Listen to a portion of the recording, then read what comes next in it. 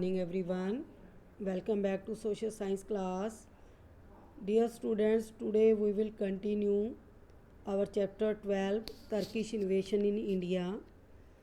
और last video में हमने इसी चैप्टर का एक डिस्कस किया था इन्वेडर महमूद गजनी, और वो भी अफ़गानिस्तान का एक छोटा सा प्रोविंस था गजनी, उसका राजा बना था।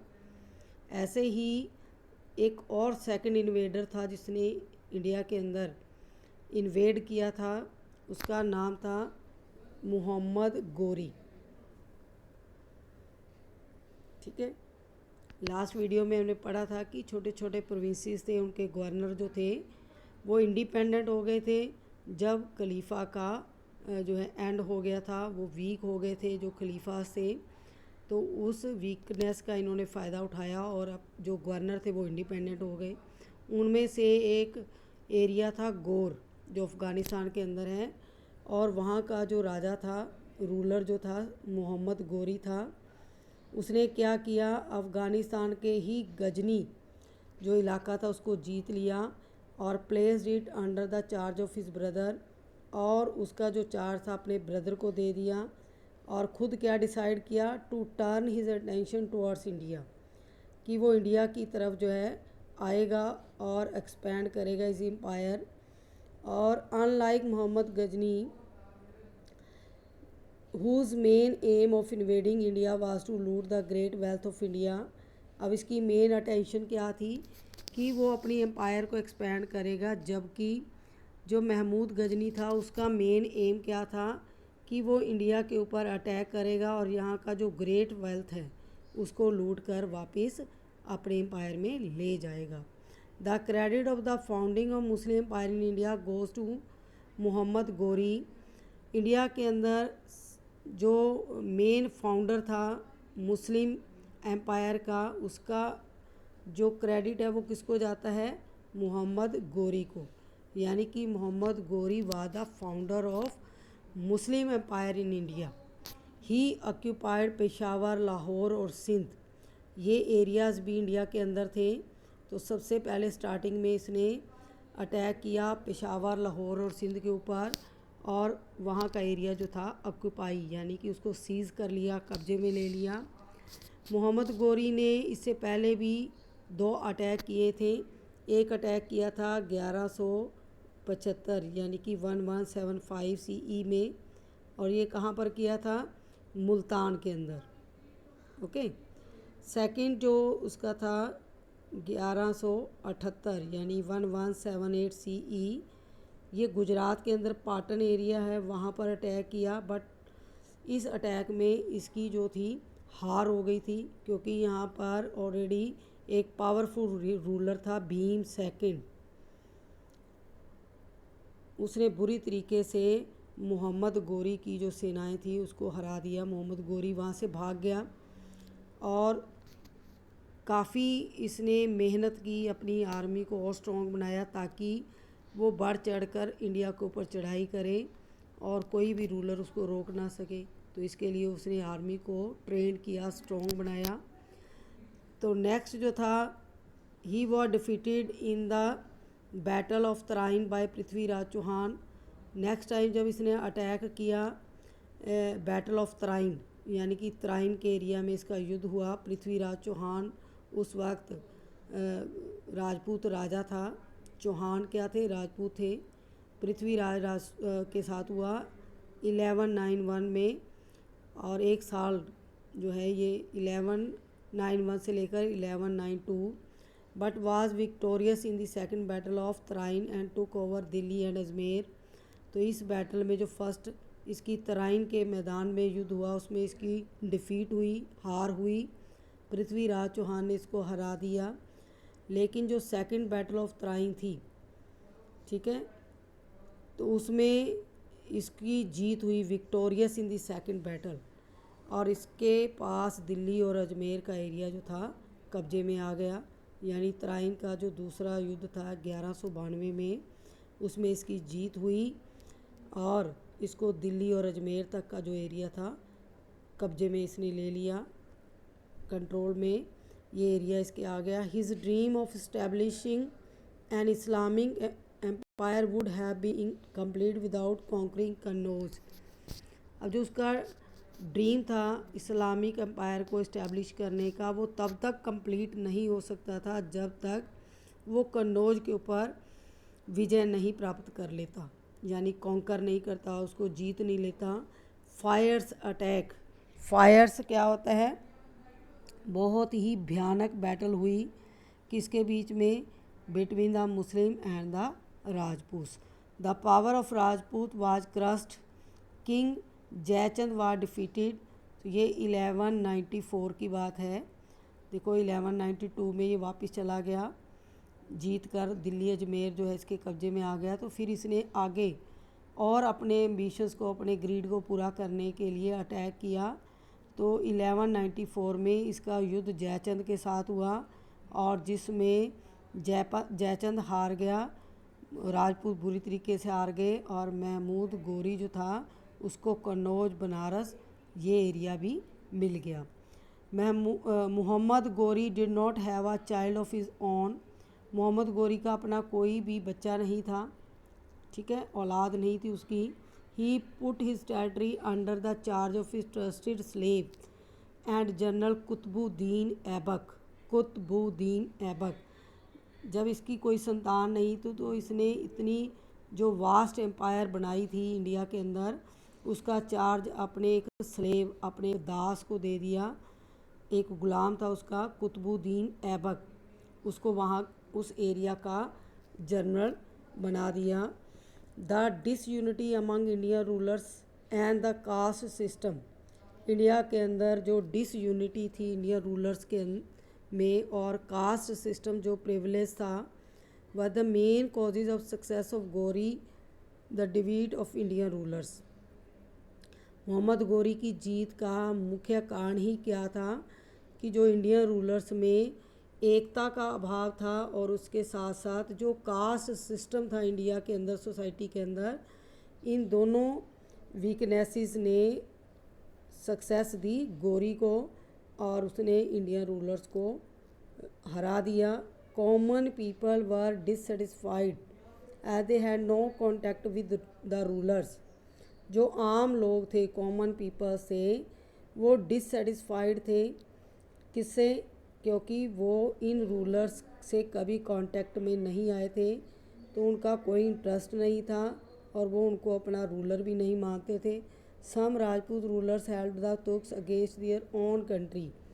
इवन कि कुछ राजपूत रूलर्स ऐसे भी हुए हैं जिन्होंने तुर्कों का साथ दिया अपनी कंट्री के ही विरुद्ध, ठीक है। मोर ओवर द, ये भी एक वीक पॉइंट था, the feudal system. Feudal system क्या होता है? जिमीदारा सिस्टम, सामंत प्रथा। वेयर द लैंड ओनर्स, क्या होता है इस फ्यूडल सिस्टम में? Land owners were very powerful, Weeknd the power of the Kings. India के अंदर यही प्रैक्टिस थी कि जो लैंड ओनर्स थे वो इतने पावरफुल बन जाते थे कि जब किंग की पावर वीक होती थी तो उस एरिया के अंदर, उस लैंड के अंदर वो जो फ्यूडल्स थे अपने आप को किंग डिक्लेयर कर देते थे, इंडिपेंडेंट रूलर बना लेते थे। Ghori's army was well equipped and his campaigns were properly planned. Ghori ने जितने भी अटैक किए उसमें उसकी जो आर्मी थी, जो सोल्जर्स थे, उनके पास बहुत अच्छे वेपन्स थे और उसके जो अटैक थे उनकी जो प्लानिंग थी, जो स्ट्रेटजी थी, वो बहुत अच्छी थी, इसलिए वो युद्ध जीता गया। Muslims army moved swiftly on their horses as compare to the armies of Indian rulers. जो भी मुस्लिम आर्मी थी उनके पास क्या थे? घोड़े थे। वो जब भी युद्ध करने आते थे तो वो हॉर्सेस के ऊपर आते थे और मूव करना उनके लिए आसान होता था युद्ध के मैदान में। जबकि जो इंडियन आर्मी थी उनके पास हॉर्सेस नहीं थे, वो क्या यूज़ करते थे? Old methods of war. उनके पास वेपन नहीं थे अच्छे, ठीक है, और एलिफेंट्स को वो ज़्यादा यूज़ करते थे, यानी कि हाथ घुड़सवार कम थे और एलिफेंट जो आर्मी थी वो ज़्यादा थी। अब एलिफेंट्स क्या करते थे? Were not of much help during the war. Elephant ज़्यादा हेल्प नहीं कर पाते थे क्योंकि भारी भरकम होता था उनका जो शरीर होता था, बॉडी जो होती थी, तो उनको एलिफेंट्स को मूवमेंट करने में परेशानी होती थी। ठीक है, और कई बार तो क्या होता था कि जो एलिफेंट्स होते थे वो अपनी ही सेना को क्या करते थे, रैथ क्या होता है, कुचल देना। ठीक है, उनको कोई पहचान नहीं होती थी कि ये उनकी सेना है या दुश्मन सेना है, तो वो क्या करते थे, अपनी ही आर्मी को क्रश कर देते थे। डू यू नो में देखो, except for conquering Gujarat, Ghori was successful in every invasions. Gujarat के अलावा जो पाटन में भीम सेकंड ने इसको हराया था, किंग भीमदेव, ठीक है, gave a crushing defeat that Gauri could not dream of peeping into Gujarat again. Gujarat के अलावा गौरी ने इंडिया के अंदर जितने भी अटैक किए उसमें उसको सक्सेस मिली, और गुजरात में भीमदेव ने उसको बुरी तरीके से हराया था, और उसके बाद इसने कभी भी गुजरात जाने का दोबारा जो ड्रीम था, ठीक है, वो नहीं लिया, उसकी हिम्मत ही नहीं हुई। पीपिंग क्या होता है, झांकना, कि गुजरात की तरफ वो दोबारा नहीं झांक पाया। हाँ जी, तो लास्ट हमारा ये टॉपिक जो था वो फिनिश हो गया है, चैप्टर भी हमारा फिनिश हो गया है। ठीक है, अब ये की वर्ड्स हैं वो आपने अपनी नोटबुक पर नोट करने हैं। कैलिफ क्या होता है, इस्लामिक लीडर होता है बेटा। हेरिटेज क्या होती है, हमारी जो आर्ट, बिल्डिंग है, ट्रेडिशंस हैं, बिलीव्स हैं, ये सारी हमारे लिए क्या हैं, हेरिटेज हैं, और ये एक जनरेशन से दूसरी जनरेशन में ट्रांसपोर्ट होती है। हिस्टोरियंस क्या होते हैं, जो पास्ट इवेंट्स की स्टडी करते हैं। लीनिएज मीन्स क्या होता है, descendants of particular ancestor family, successors कह लें या डायनेस्टीज़ कह लें। ओके, रिक्रूटमेंट क्या होता है, अपॉइंटमेंट। नेक्स्ट है हमारा ABC पार्ट। ए पार्ट है tick the correct options. So let's find out the correct option. First statement is the first Muslim invasions in India was led by. First Muslim invasion किसने किया था India के अंदर, Mahmud of Ghazni. Answer is A. Second है Mahmud of Ghazni attacked India mainly. Mahmud Ghazni ने India के अंदर कहाँ पर अटैक किया था,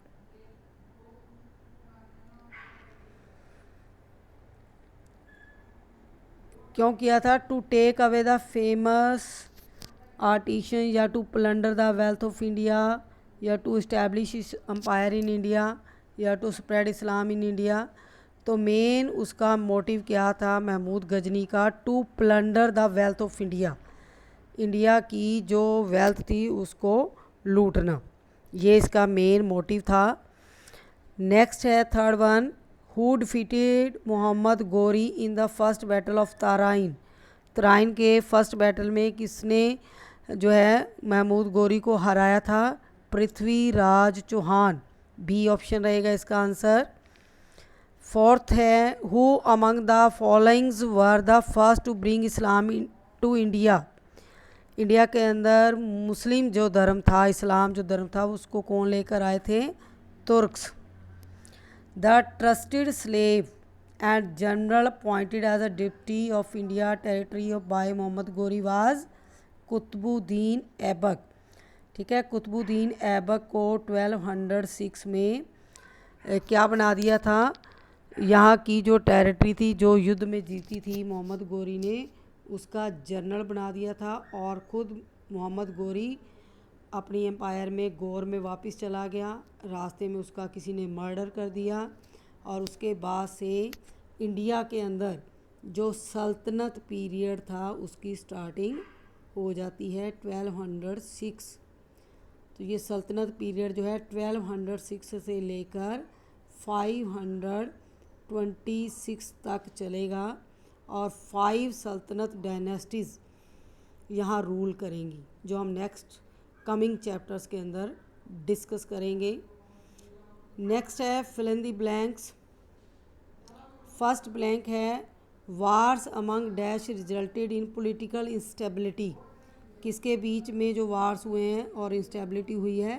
राजपूत, जो आपस में ही लड़ते रहते थे, Rajputas. Turks were recruited as dash by the caliph. Recruited क्या करते थे? Soldiers.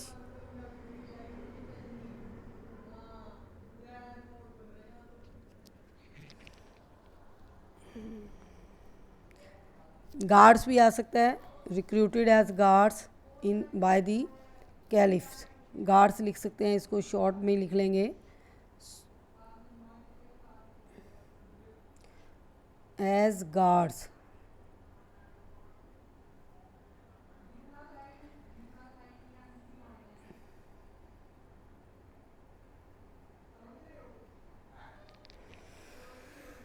गजनीज most destructive attack was on dash and dash. सबसे ज़्यादा जो विनाशकारी अटैक था, ठीक है, महमूद गजनी का, वो कहाँ था? सारनाथ में। सारनाथ। और ये टेम्पल कहाँ था? इन गुजरात।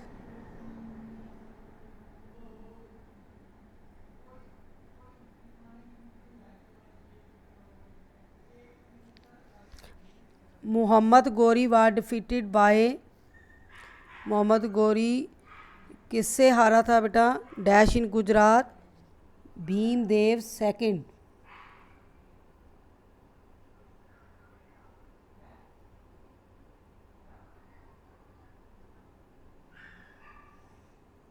फिफ्थ है, Indian society was based on caste system. Last blank में क्या आंसर रहेगा? Caste system.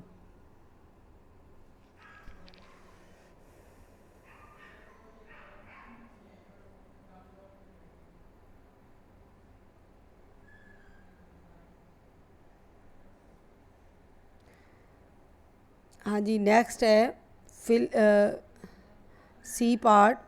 राइट ट्रू और false for the following statements. Mahmud Ghazni invaded India 17 times. ठीक है, गजनी ने 17 टाइम्स अटैक किया था इंडिया पर। This statement is true. Okay. Many Muslim settled in India due to their trade interest. True. Trade interest भी थे, इसलिए मुस्लिम जो थे वो यहीं रह गए थे, जो सेना में आए थे, अटैक किया और वो यहीं पर रह गए। Mohammad Ghori were defeated in both the battles of Tarain. तो दोनों तराइन के युद्धों में मोहम्मद गोरी को क्या हार मिली थी? फॉल्स। सेकंड तराइन जो बैटल थी उसको वो जीत गया था। Mohammad Ghori conquered Kannauj and Banaras. कन्नौज और बनारस मोहम्मद गोरी को ने जीत लिया था। This statement is true. Mohammad Ghori had 3 children's. Mohammad Ghori का कोई बच्चा नहीं था, ये बता रहे हैं 3 childrens. So this statement is false. Okay, goodbye students.